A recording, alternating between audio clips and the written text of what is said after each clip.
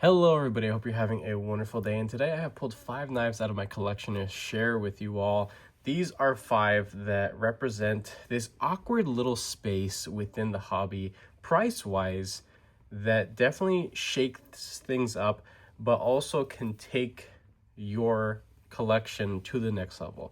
If you are typically used to buying pocket knives within the $25 to $50 price range, this is a step above with some stuff that is pretty unique. Each and every one of these has something that I think is worth sharing and that absolutely adds value, whether that's milling time or the material or the design, if it's made by a designer or not. The blade material, of course, that's a huge factor when it comes to creating a price and trying to justify it either to yourself or trying to justify a loved one to buy it for you or whatever it may be.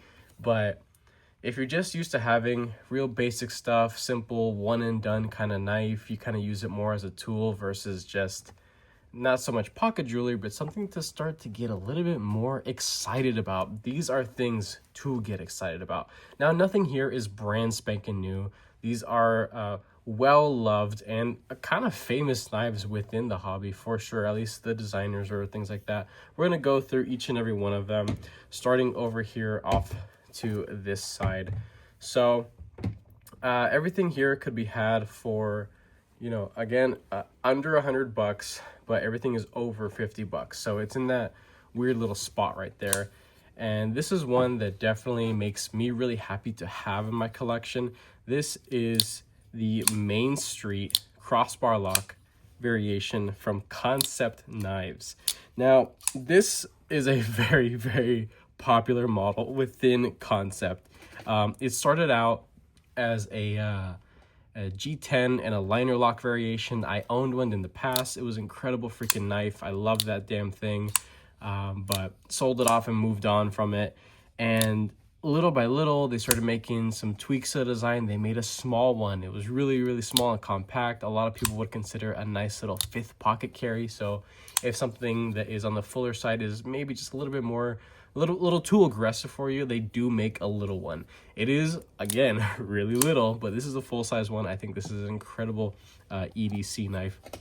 You have 154C in blade material, which is solid blade material for the price. I believe this one could be had at around like $65 or so. There are G10 scales. They do offer a crap ton of variations of the crossbar lock one as well. My absolute favorite part about this is the designer. This is from Dirk Pinkerton. This guy is known for making very tactical stuff, but also very practical stuff as well. So it doesn't look dorky. It looks, it looks useful. While it may look a little aggressive, I mean, this finds itself at home in a warehouse, in a grocery retail job, if that's something that you have. When I had a grocery retail job, this was, in the pocket quite a bit because it's an awesome blade shape to work with. Another thing that I absolutely love about it is that this has four different tension settings for the Omega springs in here. And if you guys are longtime viewers of the channel, or this is your first time hearing about my channel, hey, welcome. I'm a real picky bastard, and I'm a consumer first, but I love to be able to have the opportunity to customize, easily sharpen, and tune my knives to however I want. I hate having restraints when it comes to buying a knife and wanting it to get the absolute most out of it. Money does not grow on trees, definitely not for me. And the things that really stand out to me is the beautiful blade shape, the gorgeous amount of sharpening room that you have. It's a dream to sharpen this. Plus the blade material is very easy to sharpen. The design overall, it is very neutral, very open, very comfortable. The tension setting, again, with the Omega springs, 4 different tension settings. It's incredible. And you cannot beat this thing for the price. There are a couple other things that come really, really close to beating it, but not quite like the Main Street. This is definitely a name to check out. There is guaranteed a Main Street out there for you. There are even variations in titanium and carbon fiber, but that absolutely drives the price up. This, in my opinion, is the sweet spot for the Main Street crossbar lock with the G10. Not super aggressive, but there is a little bit of texture to it, so it's not going to be super slick. There is no lefty position, which does kind of suck, but that's really the only downside, in my opinion, to this Main Street right here. All right, I don't want to spend too much time on each one. This next one right here, this is bringing some unique visual flair. Definitely. This is the Vision FG, designed by Snex Tan, by Civivi. There is also a premium version of this that honestly has been absolutely overshadowed sales number wise by the budget version. And it's very rare to hear that a budget variation does better than the premium one. The premium one was full titanium construction, a beautiful 20 CV blade material. I mean, you would have thought that it would have been a hit, but it really wasn't, and it was absolutely trumped and overshadowed by its budget variation. There are so many different types of the Vision FG.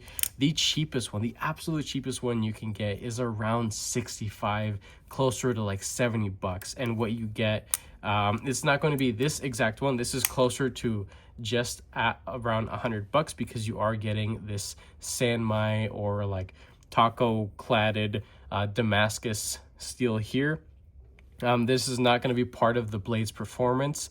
The actual edge material that you're working with is closer to a 9CR 18 MOV, which I'm happy with that for what it is, because this is a visually stunning knife. The scales, I did customize them myself. I did this little writ dye job. They were originally an ivory white color. It's a really nice look. I do definitely enjoy it, but they offer different shades of micarta, which is a more like grippy, fibrous kind of material. It's really nice. I do definitely enjoy it. Different types of, there's carbon fiber, there's Ultim, there's a butt ton of different colors of G10. I'm sure there's maybe another material that I'm missing. I think they even make an acrylic one, which the acrylic could be, I don't think it could be stained, but the acrylic comes in many different color variations, or has the potential to come in many different color variations. There are S35VN versions of this. And the main ones are Nitro V, satin and bead blast, coated, uncoated. And then there are two different variations of the Damascus. This was the first edition of the Damascus. Now they have a different one with a little bit more of an organic pattern throughout the blade. It looks really cool. I would love to pick it up just because it looks gorgeous. But my favorite part about this knife is how practical it is for still looking kind of odd. When you open this out, it does seem a little bit futuristic in a way. But when you get it in hand, you can definitely tell that this is a knife that's absolutely meant to go to work. You have a very low tip that is pretty close in line with the center of the pivot, so it is pokey stabby, but also very slicey too. Very thin tip, quite acute, relatively thin blade stock here. You have the deployment of dual studs here. The action is a little sluggish because I did opt to put some thick washers in here from Skiff Blade Works. I do have a discount code if you are interested in getting some money off of your order on Skiff Knife Works. Things do get really expensive, and the last thing you need is to have to pay full price for stuff like that. So you can go ahead and take 10% off of anything off of Skiff's website using code JTT10, and a direct link will be in the description if you're interested in going checking out to see the kind of stuff that they have. With bearings or washers, this thing is an absolute beast. I love it. And the intricacy of the lock, it seems like a very simple thing, and it's pretty finger safe as well. You have here the super lock, and basically there's these little jimp grips right there, and all you do is just pull back. And if you could see, there's this little window right here. This is called the maintenance window. Basically, if stuff ever gets gunked up in there, you could take literally like just a little pinch of tissue paper, just stuff it in there with, I don't know, a toothpick or something, just to kind of clean the surfaces. I've never had to do that, honestly, but I think it's still interesting that they're showcasing the actual contact points and the friction that's caused by the blade material and the locking material, and How this thing locks up, it is a absolute beauty. You can flip it to the other side, so this is a 100% ambidextrous styled knife right here, which is really sweet. And that is about it. So we talked about price, talked about things I like about it. It's unique looking, yet absolutely practical, and for the price, there's a Vision FG for anybody out there. There will be an XL version of a Superlock model that's coming from Civivi soon. I believe it was the Buster, because they made a premium mini Buster by Wii, and now there's going to be a XL Buster, also designed by the same designer, Snex, and it has a Superlock. It has yet to be they have pictures of it on their Instagram, but there aren't any physical models as far as I know at the moment. But you guys will most likely end up seeing that on this channel in the future, because I love the Superlock. It's pretty freaking sweet. Next one that we're moving on to, this one is a big boy right here, and this has a lot of visual character. This may not be the most practical knife out of the 5 that I'm sharing with you guys today, but it's definitely definitely the one to call a lot of attention. This is going to be more of the outdoorsy type. If you live in a more rural area, this is going to find its place quite comfortably in the pocket. Not so much in an urban, city environment, because it is just so visually aggressive and striking. This is none other than the Civivi Vexillum. It's an odd name, definitely, but I think it's fitting for such a aggressive looking large, extra large size knife. And to me, I would consider this to be an extra large size knife. I have large to extra large size hands. Don't mind my knuckles, they got fucked up. But I have relatively slim fingers, so there's a lot of knife to go around, at least when it comes to this particular model. There are coated variations. There are different color ones. There's like a full black, there's a black and OD green scale, and this is the more unique one, I suppose. You have a satin here. I'm not the biggest fan of satin, but I know a lot of people do like a satin finish on the blade. It's very vibrant looking. And then you have this kind of, not so much a G-Mascus, but a layered sort of G10 here for the scales, and it has a milling texture over it, and also a line that goes all the way around. If you look at it, this is also slightly contoured. The reason why this knife costs what it costs, this is just at around $90 to $95. I've seen it as low as like $85 during a couple of sales here and there. I got it on Amazon, and I will be linking this down on Amazon if you want to go and check it out, and it'll be on my storefront, so it will go to support the channel if that is something that you care to do. So if you're going to go ahead and buy it already, it'll just be one click away essentially. But I have opted to put Skiff thick washers in here because I believe that the washers are a little bit more fitting for this size of a knife, and the heft of the blade, the mass overall coming out of the handle, with that beautiful detent. It's just such a well-tuned knife. Absolutely. It's just fitting, in my opinion. It does come stock with bearings, and this is a dangerous freaking knife on bearings, because you just have so much blade coming down once you disengage it. But hey, some people like that. It's fun. This is only, again, right-hand carry. Kind of sucks. It would be nice if there was something there for left-handed people, but there are plenty of people that do carry right-handed knives, even though they are left-hand dominant. There are also a lot of people that are ambidextrous, like me, for example. I can comfortably do a lot of things left to right-handed, but I'm right-hand dominant for the most part. So again, we talked about the contouring and all the heavy milling that is on here. This is very, very heavily textured. But the best part about this design is that there is actually a flat spot underneath the pocket clip right there, you see. So this thing is butter in and out of the pocket. Doesn't snag for nothing. The ramp is decent. The room under the clip is ample space for sure. You have inset into the G10 itself and flat T6 screws, which is very common. I do like how that is executed. You do have a little like semi-geared little backspacer here. They didn't need to do that, but they did it. And the reason why this thing costs what it costs is because of the size overall. This is a good chunk of Nitro V blade material with thicker stock than the average Civivi knife, definitely. And just coming down to just a beautiful blade shape overall. You have this double harpoon kind of bowie. I don't even know what the hell to call this actual blade shape. It's a double poon bowie thing, and it's freaking awesome. It's a sharpener's dream because you have this dual function space right here. It acts as a forward finger grip, which I definitely love to be in that spot up there, right behind the live edge. That's where it's a good spot for me to be in. And so sharpening as well, there's nothing getting in the way of you putting a nice quick edge on this. So if this is something that you could see yourself actually tuning up or giving just a quick little once over with a pocket strap or something like that as you are dressing game or doing any sort of harder work, I understand that this is just a regular liner lock, but this should definitely stand up to majority of appropriate tasks for sure. But yeah, the Civivi Vexillum, this is a beast of a knife that I think is kind of overlooked, honestly. A lot of people can't seem to justify the price because they see that logo and they're like, it's just another Civivi. Absolutely not.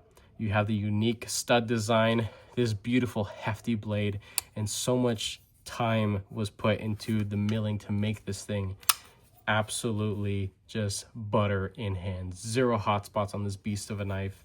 The contouring, the milling, the overall design, I think that this is a wonderful piece to have to the collection. So there is that guy. Now the last two, you're going to be seeing some higher end materials. There are cheaper versions of them, but we'll talk about those in a sec. So this is the Kubi knives KU332. I believe it's the KU332, the premium version. There are two variations of the premium version, and as this sits, this has been heavily modded, so you cannot find this exact knife because I made it. So I went ahead and removed the flipper tab, did a stone wash on the blade, and anodized all the parts. But the craziest thing about this knife, and a lot of people that know, they know how good this thing is for the price. This thing could be had for just about $100. At full price, I have seen them creep up to about $125, even still all day. Yes, please. This is worth well more than that, in my opinion, just based off of what you are actually getting here. And it's really hard to relay that those kinds of emotions and feelings over a video because I can't take this to you and like, here you go, and hand it through the screen. You just gotta trust me. This thing is incredible for the money and definitely shakes up the industry and shows the consumers like what can actually be achieved for right around $100. The cheapest I've ever seen this thing or heard of this thing being sold brand new direct from KB Knives or Kubi Knives website was around, I believe, like $75 or $80. That is wild because you were getting well heat treated 14C blade material, relatively common stock. You have a thin tip, very tall, full flat grind, a decorative little blood groove there that you can technically interact if you want to, but it's really more just for visual sake. The hole, it is perfectly placed, very comfortable. This used to have a flipper tab, as I mentioned before, and it was more of a little nub kind of flipper tab. It was well jimped from my memory, and it came out to about that far. So just imagine a little flipper tab right there, and it just shoots out, and it came out like right there. So it did stick out a little further past. Some people like that because it's kind of like a little guard, and if you really wanted to, you could sit above the flipper tab and just kind of hang out right there. That's a good spot for sure. Me personally, I don't really care for flipper tabs for the most part, so I went ahead and chopped it off, and the mod was clearly very successful. Full titanium construction, including the hardware. You have all T8 for the body, for the hardened steel insert as well, the pivot, T6 for the pocket clip. But the cool thing is how the pocket clip was executed. Just as the Vexillum from Civivi that we just showed off, it is inset into the tie scales and has flat top T6 screws. So plenty of room for all sorts of thickness of pant material. and the ramp to get in. It's nice and buttery smooth. There is some diagonal, I guess, medium or micro milling on here. It's not super fine, but it's not aggressive either, but you do definitely feel it. Everything is heavily contoured and softened all over. There are 0 sharp edges to this knife besides the edge itself, of course. Kind of cheesy, but I had to say it. This thing is completely contoured, and there's a good bit of character to these shelves to these scales to absolutely justify the price, and taking something you know, from kind of like a simple little knife, because there is a budget version of this, and it is a highly recommendable knife that you can have for about 60 bucks on Amazon. It is actually linked on my storefront as well, but that one is a D2 blade and steel scale liner lock with G10 scales, and so those are flat, not contoured like this, but for 60 bucks, D2 blade, the construction and quality that comes from Kubi or KB knives, that's a solid buy right there. But if you want to get something that just has that premium feel to it and look, this is it. Spend a little bit more and you are getting significantly more than double the knife. You know, good blade material, solid construction, you know, buttery smooth lockup, and just a dream of a budget knife. So this thing is pretty freaking sick.